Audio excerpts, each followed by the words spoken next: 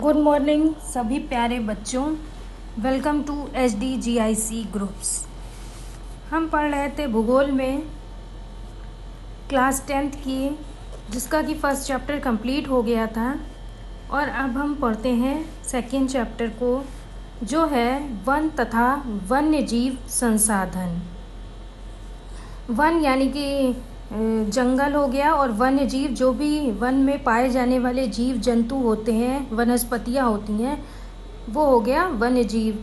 तो इस तरह से वन और वन्य जीव संसाधन किस तरह हमारे प्रयोग में आते हैं और ये क्या होते हैं, तो हम इनको विस्तार से पढ़ते हैं।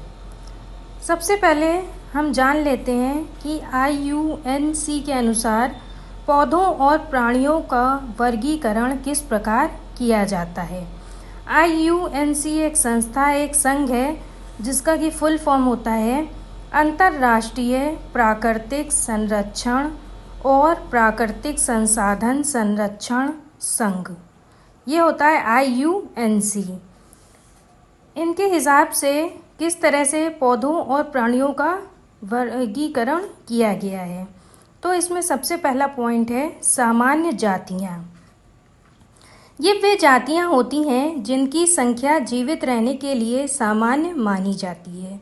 वो इसमें पशु आते हैं जिनकी संख्या जो होती है वो सामान्य होती है, जैसे पशु, साल, चीड़ और कृंतक इस श्रेणी में आते हैं। ये सारे जितने भी पशु पक्षी हैं वो सब इसमें आते हैं सामान्य जातियों के अंदर। दूसरी है संकटग्रस्त जातियाँ। संकटग्रस्त जातियाँ क्या होती हैं? लुप्त होने के संकट का सामना करने वाली जातियाँ संकटग्रस्त जातियाँ कहलाती हैं। जिनको कि लुप्त होने का संकट होता है कि वो समाप्त हो जाएंगी, ख़त्म हो जाएंगी, ऐसी जातियों को हम संकटग्रस्त जातियाँ कहते हैं। विषम पर्यावरणीय परिस्थितियों के कारण इन जातियों का जीना कठिन हो गया है। मतलब कि पर्यावरण में इनकी जो जीने की स्थिति होती हैं, परिस्थिति होती हैं, वो ख़त्म होती हैं धीरे धीरे, इसीलिए इनका लोप होना शुरू हो जाता है और इनका जीना कठिन हो जाता है। काला हिरण, मगरमच्छ, भारतीय जंगली गधा, गैंडा, शेर पूंछ बंदर, संगाई इस श्रेणी के अंतर्गत आते हैं। ये सब जो हैं ये संकटग्रस्त जातियों के अंदर ये पशु आते हैं। अब तीसरी है सुभेद जातियाँ। विपरीत पर्यावरणीय परिस्थितियों के कारण जिन प्रजातियों की संख्या घट रही है उन्हें सुमेध जातियाँ कहते हैं। इनकी जो इन पशुओं की क्या होती है, इनकी जो प्रजातियाँ होती हैं वो संकट के कारण धीरे धीरे घट जाती हैं, तो इन्हीं को हम कहते हैं सुभेद जातियाँ। जैसे नीली भेड़, एशियाई हाथी, डॉल्फिन मछली इस श्रेणी के उदाहरण होते हैं। अब है चौथा इसमें दुर्लभ जातियाँ। जिन जातियों की संख्या अपरिवर्तनीय पर्यावरणीय परिस्थितियों के कारण घटकर बहुत कम हो गई हैं, जो एक्चुअली में मतलब अब बहुत घटकर कम हो गई हैं, ऐसी जातियाँ उनको हम कहते हैं दुर्लभ जातियाँ, जो कि बहुत मुश्किल से मतलब जो कि बहुत कम मात्रा में मिलती हैं, वो हो गई दुर्लभ जातियाँ। फिफ्थ है स्थानिक जातियाँ। प्राकृतिक और भौगोलिक सीमाओं से दूर विशेष क्षेत्रों में निवास करने वाली प्रजातियाँ स्थानिक जातियाँ कहलाती हैं। ये ऐसे क्षेत्र में पाई जाती हैं जो कि एक पर्टिकुलर क्षेत्र होता है, उसी स्थान पर ऐसी जातियाँ पाई जाती हैं। इसके अंतर्गत आती हैं अंडमानी जंगली सूअर, जो कि अंडमान में पाए जाते हैं ऐसे जंगली सूअर, और अरुणाचल के मिथुन को स्थानिक जातियों के अंतर्गत रखा गया है। अब इसमें लास्ट हैं लुप्त जातियाँ। अपने निवास स्थानों से अनुपस्थित प्रजातियों लुप्त जातियाँ कहलाती हैं, जो कि जहाँ पर रहती थी वहाँ से वो अनुपस्थित हो जाती हैं या वहाँ से वो चली जाती हैं कहीं और, तो उनको हम कह देते हैं लुप्त जातियाँ। ये प्रजातियाँ स्थानीय क्षेत्र, प्रदेश, देश, महाद्वीप या संपूर्ण विश्व से ही लुप्त हो गई हैं। ऐसी जो जातियाँ होती हैं वो उस स्थान से या उस प्रदेश से, उस देश से या महाद्वीप से और संपूर्ण विश्व से ही लुप्त हो जाती हैं। जैसे एशियाई चीता और गुलाबी सिर वाली बत्तख लुप्त जातियों में सम्मिलित हैं। ये दो तरह के जो पशु हैं, एशियाई चीता और बतख जिसका गुलाबी सिर होता था, वो जातियां लुप्त जातियां में सम्मिलित है। तो ये हो गया IUCN के अनुसार पौधों और प्राणियों का वर्गीकरण। अब हम आते हैं कि जैव विविधता के विनाश का क्या कारण है और वन जीवन के संरक्षण के क्या उपाय होते हैं जिससे कि हम उनको संरक्षित रख सकते हैं। तो सबसे पहले हम आते हैं भारत में जैव विविधता के विनाश के कारणों के बारे में। भारत में अद्भुत जैव विविधता पाई जाती है, परंतु गत कुछ दशकों से यहाँ जैव विविधता का ह्रास हो रहा है। मतलब कि भारत में बहुत तरह के जीव जंतु पाए जाते हैं, लेकिन कुछ समय से, कुछ दशकों से यहाँ पर इसकी कमी हो रही है, इसका निरंतर ह्रास हो रहा है। इसके लिए निम्नलिखित कारण उत्तरदायी हैं। तो इसमें पहला कारण है, भारत में वन्य जीवों के आवासों के विनाश ने जैव विविधता को ह्रास के कगार पर पहुंचा दिया है। यहाँ इसका मतलब है कि जो वन्य जीव के घर होते थे उनका विनाश हो गया, यानी कि जंगलों का धीरे धीरे विनाश होता जा रहा है, सब जंगल काटे जा रहे हैं, तो उनके रहने का कोई घर नहीं है। इस वजह से जैव विविधता का निरंतर कमी आ रही है या उसमें घट रही है जैव विविधता। दूसरा पॉइंट है, भारत में राजशाही घरानों और मांस भक्षण के शौकीनों ने पशुओं का आखेट करके उनकी विविधता को नष्ट कर डाला है। इसमें दूसरा पॉइंट है कि जो राजशाही घरानों के जो बड़े बड़े राजा होते हैं, उनके यहाँ क्या होता है कि सब लोग जानवरों को मार देते हैं, शिकार करते हैं। इसी तरह जो मांस भक्षण करते हैं, यानी कि जो मांस खाते हैं, वो भी पशुओं को उनका शिकार करते हैं, उनको मार डालते हैं। इस वजह से भी जो हमारी जैव विविधता है वो नष्ट हो रही है धीरे धीरे।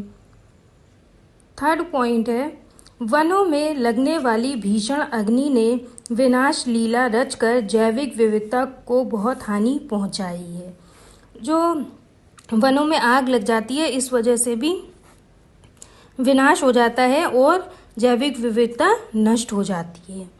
चौथा पॉइंट है, पर्यावरणीय प्रदूषण जो विषाक्त गैसों को जन्म देता है। पर्यावरणीय प्रदूषण से क्या होता है कि बहुत सारी जो गैसें होती हैं जिससे कि जो विनाश कर सकती हैं, जिससे कि जीव मर जाते हैं, तो उन गैसों की वजह से भी जैव विविधता खत्म हो रही है। ये भी एक कारण है। लास्ट है इसमें, भारत में तीव्र गति से बढ़कर 126 करोड़ तक पहुंच गई जनसंख्या जैव विविधता के ह्रास का कारण बन गई है। जो यहाँ की जो पॉपुलेशन है, जनसंख्या है, वो भी बहुत ज़्यादा बढ़ रही है। इस वजह से भी जैव विविधता कम होती चली जा रही है। अब हम जानते हैं कि इससे हमको कैसे बचना है, तो उसके उपाय के लिए हम देखते हैं। पहला उपाय है कि वृक्षों के कटाव पर प्रभावी रोक लगाकर वन्य जीवों के आवासों को सुरक्षित करना, यानी कि जो पेड़ पौधे हैं, जंगल हैं, वृक्ष हैं, उनको काटने पर रोक लगा देनी चाहिए। दूसरा है, भारतीय वन्य जीवन अधिनियम 1972 ईस्वी के प्रावधानों का रक्षा पालन करना, और जो भी हमारे नियम बने हुए हैं, अधिनियम 1972 भारतीय वन्य जीवन अधिनियम 1972, उसके हिसाब से उस नियमों को मानना चाहिए। तीसरा है, पशुओं के शिकार पर कानूनी रोक लगाकर संकटग्रस्त जातियों के बचाव के उपाय करना। जो लोग शिकार कर देते हैं पशुओं का, तो उन पर भी रोक लगा देनी चाहिए, जिससे कि जो संकटग्रस्त जातियां हैं उनका बचाव किया जा सके। फोर्थ पॉइंट है, वन उत्पादों तथा वन पशुओं के व्यापार पर कानूनी रोक लगाना। बहुत सारे जो लोग होते हैं वो क्या करते हैं, जो वन्य के पशु होते हैं उनको बेच देते हैं, उनके नए नए सामान बना लेते हैं उनकी सींगों से या उनके दांतों से। तो उन सब पर भी रोक लगा देनी चाहिए। 5th पॉइंट है वनों में लगने वाली आग की रोकथाम के लिए प्रभावी कार्यक्रम बनाना। और सरकार को क्या करना चाहिए कि एक कार्यक्रम बनाना चाहिए जिससे कि जो वन में आग ना लग पाए और वन जीव सुरक्षित रह सकें। इसमें 6 पॉइंट है राष्ट्रीय उद्यान और वन्य जीव पशु विहारों की स्थापना करना। राष्ट्रीय उद्यान और वन जीव पशु विहारों यानी कि जितने भी जो होते हैं फॉरेस्ट कंजर्वेशन, उन सबको करना चाहिए, उन सबको बना देना चाहिए जिससे कि वहाँ पर पशु आराम से रह सकें। 7th है बाघ परियोजना के समान अन्य जीवों के संरक्षण हेतु भी परियोजनाएं बनाना। जिस तरह भारत में बाघ परियोजना यानी कि बाघ को बचाने के लिए बहुत बड़े बड़े रिजर्व बने हैं, तो उसी तरह अन्य जीवों के संरक्षण के लिए भी सरकार को ऐसी परियोजनाएं बनानी चाहिए। तो इस तरह से हम वन एवं वन्य जीव को संरक्षित रख सकेंगे। आई होप कि आपको इतना सब कुछ समझ में आ गया होगा। अब हम चलते हैं नेक्स्ट टॉपिक पर कि हमारे वन विभाग में कितने तरह के वनों को वर्गीकृत किया गया है। तो भारतीय वन विभाग द्वारा वनों का वर्गीकरण। भारतीय वन विभाग ने वनों को निम्नवत वर्गीकृत किया है। पहला है इसमें आरक्षित वन। जिन वनों में वन्य प्राणियों के संरक्षण हेतु शिकार पर प्रतिबंध होता है। आरक्षित वन यानी कि जो रिजर्व्ड होते हैं फॉरेस्ट, ऐसे फॉरेस्ट जिनमें कि किसी भी जो वन्य प्राणी हैं उनके शिकार पर रोक लगी होती है, प्रतिबंध लगा होता है, वे आरक्षित वन कहलाते हैं। ऐसे वन को हम आरक्षित वन कहते हैं। इन वनों पर सरकारी प्रतिबंध होता है, सरकार की तरफ से यहाँ पर प्रतिबंध होता है, रोक लगी होती है। कोई भी वन्य जीवों को यहाँ पर मार नहीं सकता, उनका शिकार नहीं कर सकता। ऐसे वनों को सबसे मूल्यवान वन माना जाता है। मूल्यवान वन किसको माना जाता है? आरक्षित वनों को, जहाँ पर किसी भी वन्यजीव के शिकार के लिए प्रतिबंध लगा रहता है। भारत में 50% से अधिक वन आरक्षित वन हैं। इन वनों में से मूल्यवान और टिकाऊ फर्नीचर की लकड़ियां मिलती हैं। इस प्रकार के वन बिहार, हरियाणा, पंजाब, हिमाचल प्रदेश तथा उड़ीसा राज्यों में पाए जाते हैं। इस तरह के वन जो हैं वो इन राज्यों में पाए जाते हैं और इन वनों से हमको लकड़ी का फर्नीचर जो होता है वो मिलता है। दूसरा है रक्षित वन। जिन वनों को नष्ट होने से बचाने की व्यवस्था की जाती है उन्हें रक्षित वन कहते हैं। मतलब कि वो वन इनको कोई नष्ट नहीं कर सकता या उसको नष्ट करने से बचाने के लिए उसकी व्यवस्था की जाती है कि उसे कोई नष्ट ना कर सके, तो वो होते हैं रक्षित वन, यानी कि जिनकी रक्षा की जाती है, जिनका बचाव किया जाता है। वन विभाग के अनुसार भारत के वन क्षेत्र का 1/3 भाग रक्षित वनों के अंतर्गत आता है। जो 50% है वो तो आरक्षित वन है और जो रक्षित वन है वो हो गया भारत का 1/3 भाग। रक्षित वन वन पदार्थ तथा उपयोगी काष्ठ देने की दृष्टि से उपयोगी होते हैं। हिमाचल प्रदेश, पश्चिम बंगाल, बिहार, राजस्थान, आंध्र प्रदेश में इन वनों का विस्तार है। भारत के इन राज्यों में रक्षित वन पाए जाते हैं। और तीसरा और आखिरी वन हो गया जो कि है अवर्गीकृत वन। जो ऊपर दोनों थे उसमें से जो बचे हुए वन हैं उनको हम क्या कहते हैं? अवर्गीकृत वन। उपरोक्त के अतिरिक्त अन्य सभी प्रकार के वन तथा बंजर भूमि को जो समुदाय और सरकार के अधीन है अवर्गीकृत वनों के अंतर्गत रखा गया है। अब ये कहाँ कहाँ पाए जाते हैं? गुजरात, असम, मेघालय, अरुणाचल प्रदेश आदि में अवर्गीकृत वन पाए जाते हैं। इनका प्रबंधन स्थानीय समुदाय करते हैं, यानी कि ये भी सरकार के अंतर्गत आते हैं और ऐसे वनों का प्रबंधन जो वहाँ के स्थानीय समुदाय होते हैं वो लोग इनका पूरा प्रबंधन करते हैं, यानी कि उनको पूरा मैनेज करते हैं। अब हम चलते हैं अपने नेक्स्ट टॉपिक पे। जो है कि वनों के ह्रास के क्या कारण हैं। वनों के ह्रास यानी कि वन क्यों कम हो रहे हैं, इसके क्या कारण हैं। तो इसमें पहला कारण है आवासीय एवं कृषि कार्यों के लिए भूमि प्राप्त करना। भारत में जनसंख्या का विस्फोट होने से जनसंख्या तीव्र गति से बढ़ गई है।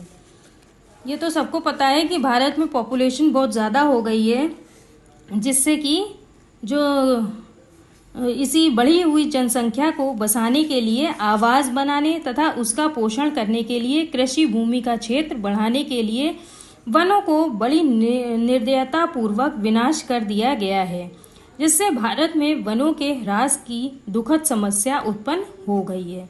तो इतनी ज़्यादा जनसंख्या है, उसी जनसंख्या को बसने के लिए यानी कि उसको रहने के लिए घर चाहिए, आवास चाहिए और उसको खाने पीने के लिए कृषि चाहिए, तो कृषि भी उसी भूमि पर की जाती है। इस वजह से जो वन है वो धीरे धीरे बहुत निर्दयता पूर्वक काटे जा रहे हैं, जिससे कि भारत में वन का ह्रास हो रहा है। दूसरा इसमें पॉइंट है वनों में आग लग जाना।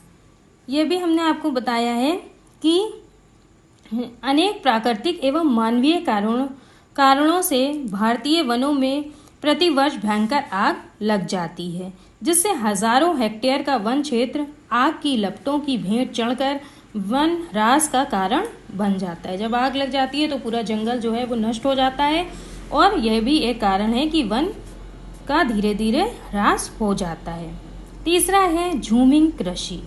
असम, अरुणाचल प्रदेश, नागालैंड तथा मणिपुर राज्यों में आदिवासी जनजातियां झूमिंग कृषि करने के चक्कर में हजारों हेक्टेयर वनों का विनाश कर डालते हैं, जिससे भारत में वन ह्रास की समस्या विकट रूप धारण कर रही है।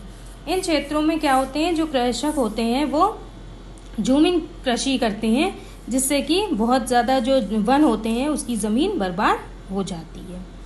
चौथा है अन्य आवश्यकताओं की पूर्ति। अब बहुत सारी लोग मनुष्य की आवश्यकताएं होती हैं, उसकी वजह से भी वन काट दिए जाते हैं। तो क्या क्या आवश्यकताएं हैं? ईंधन, फर्नीचर, कागज निर्माण, अन्य उद्योगों को कच्चे माल उपलब्ध कराने के लिए भी वनों को काट दिया जाता है। इन सब आवश्यकताओं की पूर्ति के लिए भी वनों को काट दिया जाता है, जिससे कि वन ह्रास की समस्या उत्पन्न हो गई है। इसमें फिफ्थ पॉइंट है बहुउद्देशीय नदी घाटी परियोजनाएं। स्वतंत्रता प्राप्ति के बाद भारत में बहुउद्देशीय नदी घाटी परियोजनाओं का निर्माण करने के लिए विशाल वन क्षेत्रों को नष्ट कर दिया गया। तो जो बहुउद्देशीय नदी घाटी परियोजना है उनका निर्माण कहाँ पे होता है? जंगलों में होता है।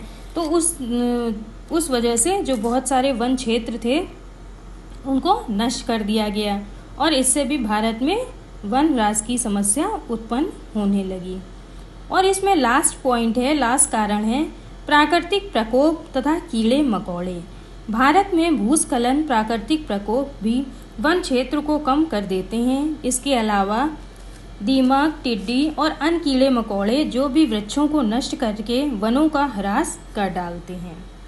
तो भूस्खलन हो जाती है, तो उससे भी क्या होता है, जो वन क्षेत्र होता है वो भी उसका एरिया कम हो जाता है, और बहुत सारे कीड़े मकोड़े हो गए जैसे टिड्डी, दीमक, ये सब भी वनों को ह्रास कर देते हैं।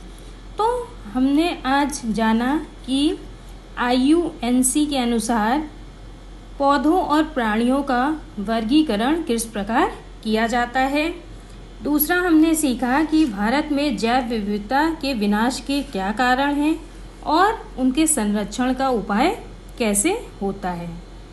तीसरा है भारत में वन विभाग के प्रबंधन की दृष्टि से वनों को वर्गीकृत किस प्रकार किया जाता है। और लास्ट में हमने पढ़ा कि वनों के ह्रास का क्या कारण है। तो इन सब चीज़ों को हमने आज विस्तार पूर्वक पढ़ा।